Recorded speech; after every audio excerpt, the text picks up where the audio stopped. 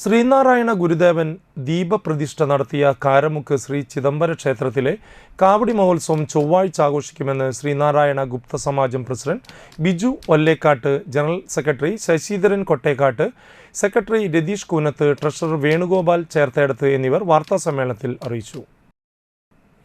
10ഓളം കേന്ദ്രങ്ങളിൽ നിന്ന് കാവടി വരവ് ഉണ്ടാകും. നാദസ്വരം, ശിങ്കാരിമേളം, ബാൻഡ് വാദ്യം, തെയ്യം എന്നിവ അകമ്പടിയാകും. രാവിലെ 8ഓടെ കാവടി വരവ് ആരംഭിക്കും.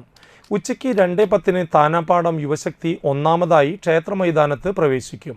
പിന്നീട് സമയക്രമം പാലിച്ച് കണ്ടശങ്കടവ് യുവജനവേദി, കാഞ്ഞാണി വടക്ക്, മാമ്പുള്ളിക്കര, കണ്ടശങ്കടവ്, ശ്രീനാരായണ ഭക്തസംഘം, മണലൂർ കിഴക്ക്, മണലൂർ പടിഞ്ഞാറ്, പാലാഴിക്കര, കാരമുക്ക് തെക്കുകര, കാരമുക്ക് വടക്കുകര എന്നീ ടീമുകൾ പ്രവേശിക്കും.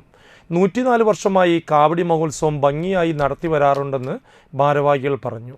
തൈപ്പൂയത്തിന് ശൂലധാരികളായ മുരുക ഭക്തന്മാരുടെ ശൂലം വരവ് ഉണ്ടായിരുന്നതായും ഭാരവാഹികൾ പറഞ്ഞു. തൈപ്പൂയത്തിന്റെ ചടങ്ങുകളൊക്കെ തൈപ്പൂയത്തിന്റെ അന്ന് ഫെബ്രുവരി 11 നമ്മുടെ കർമ്മങ്ങളും കാര്യങ്ങളൊക്കെ അന്ന് അവസാനിച്ചു.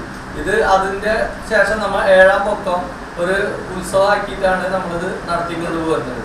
പല കാരണങ്ങളുണ്ട് അതിന്. മുൻകാലങ്ങളിൽ തൈപ്പൂയത്തിന് അന്ന് നടത്തി 10 കര എന്നുള്ളത് 2-3 കരകളായി കുറഞ്ഞതിന്റെ ഭാഗമായിട്ടാണ് നമ്മൾ ഒരാഴ്ച മാറ്റിയിട്ട് ഇപ്പൊ ഈ 10 കരകളെ 12 കരകളായിട്ട് നമ്മൾ ആഘോഷിക്കുന്നത്.